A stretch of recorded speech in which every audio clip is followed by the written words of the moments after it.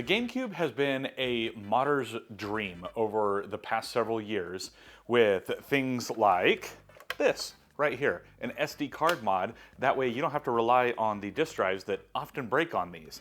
But one of the main things that the GameCube has not really had is a way to internally have HDMI.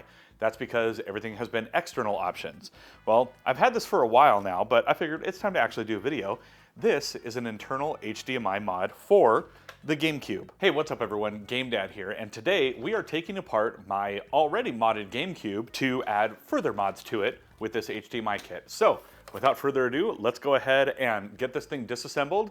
Now, bear in mind, if you want to do a mod like this yourself, this thing has got about 1 billion screws, so just keep track of where they go. So first up here, what we're doing is getting everything all taken apart, get that Game Boy player off of there, get rid of all of the external screws, and then once those external screws are out of the way, can go ahead and lift off the top of the GameCube.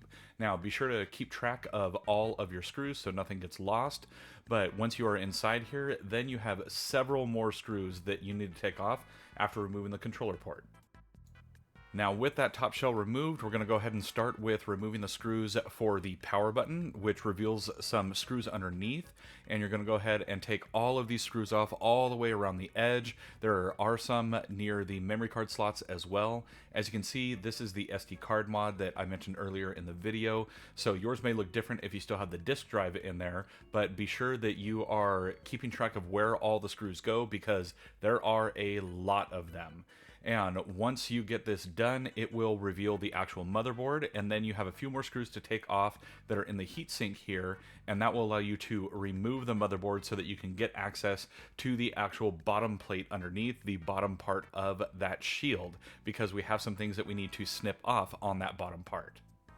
Now with everything removed, there are some solder points that I need to clean up and get rid of the extra solder in order for everything to actually be able to fit flush onto the board. So that's what I'm doing here, is removing a lot of those pieces. That way everything will sit flush nicely.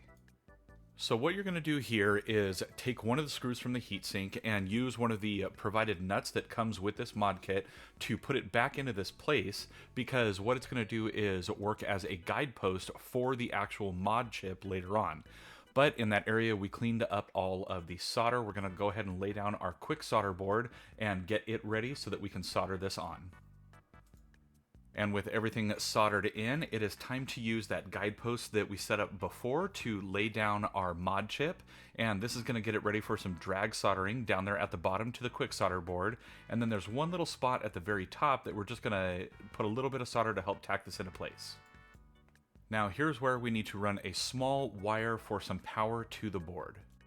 As I mentioned before, here was some modification to that lower heat shield to remove some pegs and metal.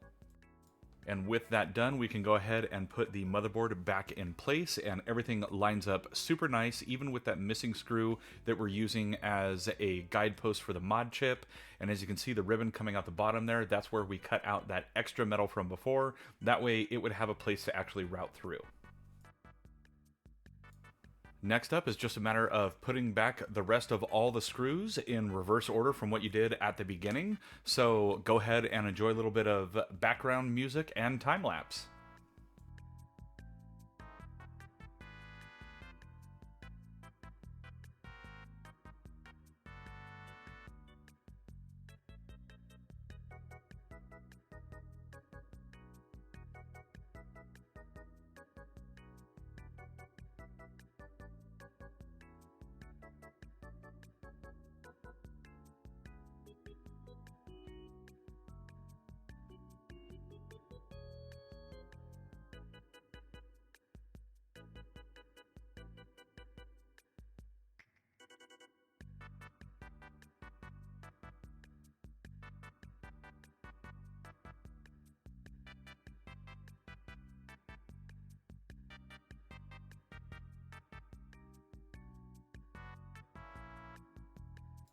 And before we can finish assembly, we got to take the actual mini HDMI port and get it placed. As you can see, the GameCube already has a perfect little ledge. We do a little cutout and it is ready to go for mounting.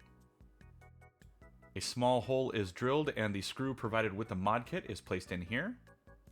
And now this panel can be reinstalled, and you can route the ribbon cable along the post to get it plugged into that little mini HDMI slot that it has going on right there. And now with all of that done, you're going to reinstall the controller port, and then you're going to go ahead and put the actual lid back on, flip it over, get all the screws back in place. If you have a Game Boy player like I do on mine, then you're going to go ahead and reattach that, and this will be all done. And there you have it, everyone. That is a modified GameCube, now with HDMI built into it. Now, pros and cons. Pro of this mod, it's a fairly straightforward mod to do, but that's also one of its cons is if you don't have any experience with soldering, I do not recommend this at all. If you have a decent amount of experience with soldering and you have a good soldering iron, not some cheap off-the-shelf thing, then I would say go for it. Just take your time. And remember, if you add too much solder somewhere, you can always take it back out. Now, I will say, I wish that it wasn't micro HDMI and that it was just, regular HDMI. That would be nice, because I just personally don't like the micro standard. I would rather have a full-size HDMI port there. But with that said, that leads to another con. It is a destructive mod, meaning there ain't no going back from that right there. You have to cut a hole in the shell for the port to be able to go through. I'm never really a fan of destructive mods, but this is the only one I know of that allows you to add HDMI to this. But what is a pro is, even though you added HDMI, you still have full component and AV, and they still work perfectly fine. One of the points that we bridged allowed the component to still work perfectly fine, and the AV is gonna just keep working no matter what. So you could still use external options if you wanted to, or you could get an adapter or just a longer cable that has micro HDMI on one side. But all in, the mod took around an hour to get done just because of the soldering that was involved. But they give you all of the supplies, everything that you need, and the instructions, while they look pretty damn generic, they are thorough and they show lots of pictures. That way you know how things are supposed to look, and that's always a plus. But overall, I'd recommend this mod for your GameCube if you don't want to pay the amounts that it costs to get the stuff for the outside.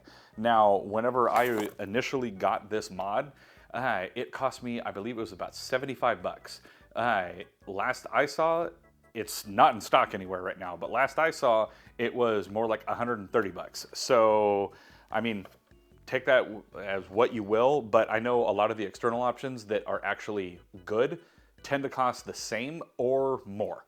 Like, I think the Eon adapter is something like 200 bucks now. Don't quote me on that, but the external solutions are equally as expensive, and this is taking the digital signal right from the board instead of just taking it from the component and upscaling it. So you do get a benefit there. But if you like this video and you want to check out another video, then go ahead and look in this area right here. And as always, I'm Game Dad. I thank you all for watching, and I'll catch you later.